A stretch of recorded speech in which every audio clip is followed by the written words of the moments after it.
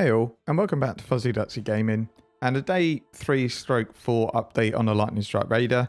And this was meant to come out yesterday, but I didn't have time to finish putting a video together. There's going to be footage running in the background when I'm not focusing and explaining gear, just to give you something to watch rather than my character just sitting in a hideout. So let's start with the content the character's managed to take on so far. So A8 is a breeze on it. I don't know if Awakener is bugged, it just doesn't seem like it's A8 levels of health. But it's a really simple fight for this build.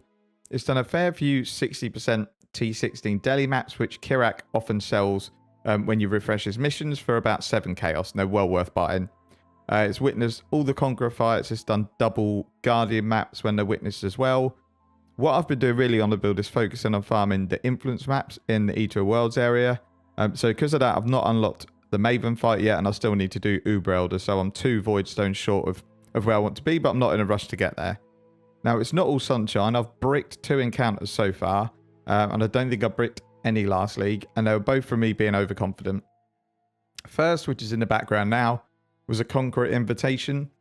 I juiced it up with damage mods, nothing like extra AoE, and there were no tank mods, so I assumed it would be absolutely fine, but it was way harder than I thought, mainly because it's very hard to get sustained DPS in this fight because of one-shot AoEs and degen. So I wasn't able to get the first 2 down before the next 2 spawned, and if all 4 are in the arena, it's pretty much game over.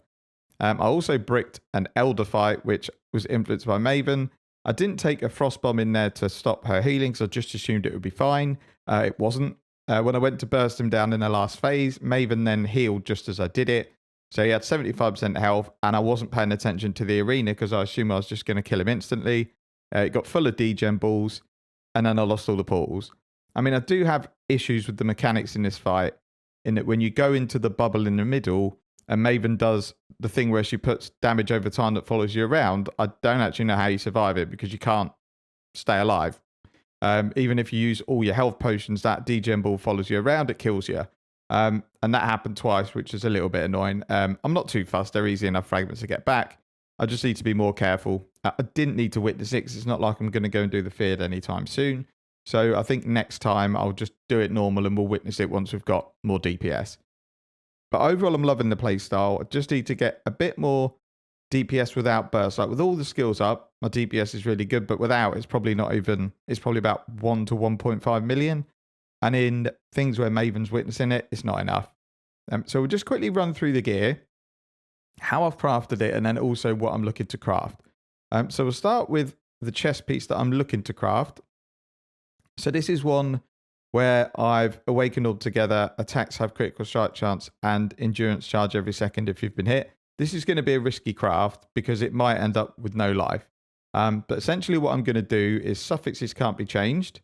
And then I'm going to roll fire on it in Harvest to get physical damage taken as fire because it goes along with my helmet that I'll show you in a moment.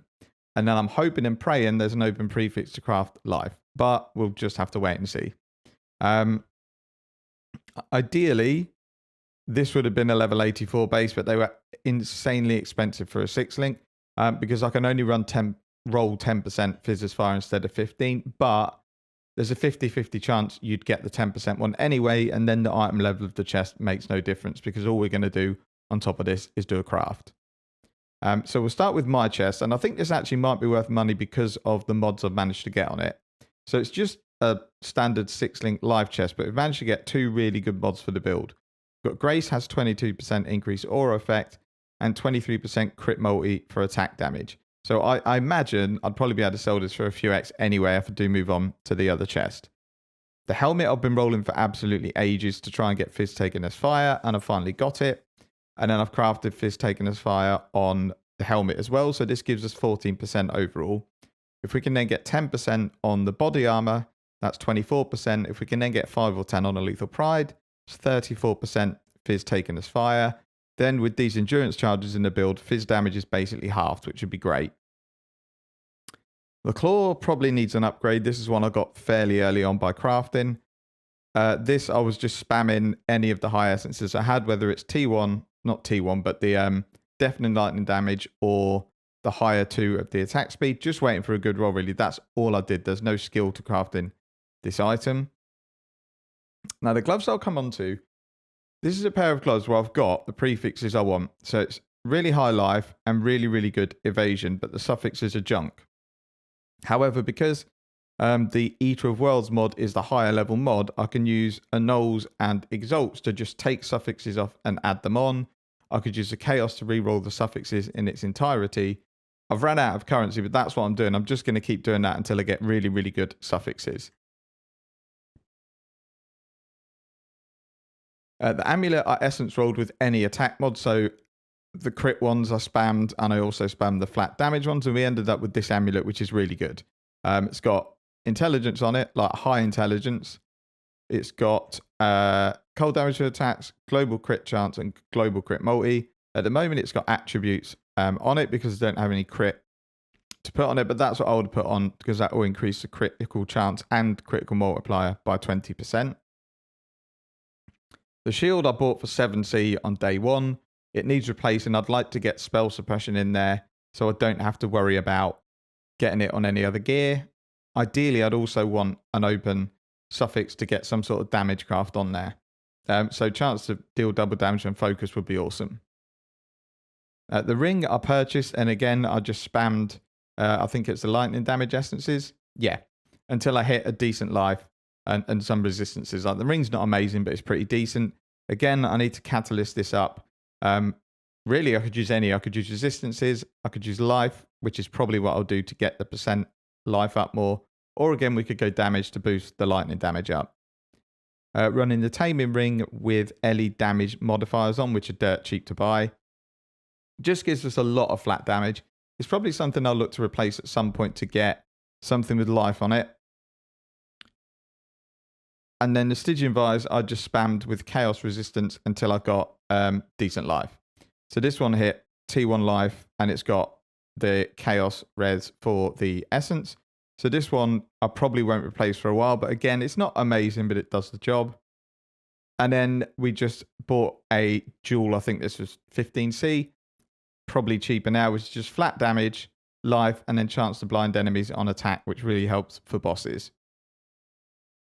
The boots are pretty bad. I bought them for 10C. That's all there is to it. I'm just spamming these new Essence mods on it to try and get something decent. Haven't hit it yet. Ideally, this would be something like Tailwind influence boots, but I'm not looking to do anything with those at the moment. So the gear is nothing spectacular, but it's performing really well. The burst DPS is really good. Survivability is fairly decent. I don't really die apart from in boss mechanics that I have no idea what to do. Flask-wise, I need to look at the flasks because I need to roll them to get some decent mods on it. So Harvest Craft and these flasks might be the next thing. Because if we can get stuff like added crit, added attack speed, stuff like that, it adds quite a lot to DPS and it would push my burst DPS up even more. But it doesn't solve the issue that without anything up, the DPS is a little bit low. So that covers all the gear off. I'm still looking to improve it bit by bit, but really, I haven't bought much. I've literally just farmed the hell out of essences and the Eater of Worlds maps, and then just used the currency whenever I get it. So if we have a look at my essence tab, it's pretty stacked with essences, and that's after using quite a few for crafting. I did look at selling them, but because essences are so easy to farm in bulk now, they're not actually worth that much money. So if you don't have the essence spec, you can still buy ones fairly cheap. So if we look at Deafening Essence of Zeal, they're about 3C, 4C in bulk.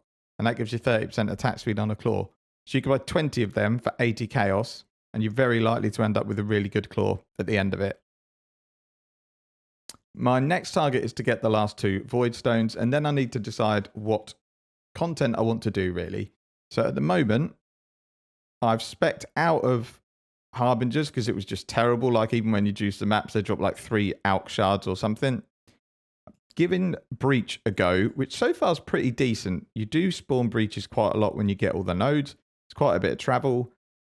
And you also get the fast spawn. So it's actually turning out all right. I've had a couple of not pure breach stones, but actual full breach stones drop from bosses as well. And it's doing me quite well. I think Expedition would have been better to spec into. Like the logbooks are just so lucrative. And so is Rod Crafting and obviously Tujan. So I do think I should have gone Expedition, but I'm stuck with this tree until I get enough money to respec. And then I've gone up here to get Remnants of the Past and Guardian's Aid, just to give me more fragments when I'm doing these maps. But that's it for the moment. POB will be in the video description. I probably won't bring another build guide out until we've progressed the character quite a bit more. Once I've got the Void Stones and I'm comfortable doing like all of the main content, then I'm probably going to look for a second build to roll, because I'm not sure, because I played this build 3 leagues in a row and I love it as a league starter, but I don't know if I want to invest, say, 50, 100x to make this like an amazing kill everything build without blinking, or I want to go and try something else with all the changes that I've made. But that's it for this video. Hope it helps. Take care and see you in the next video.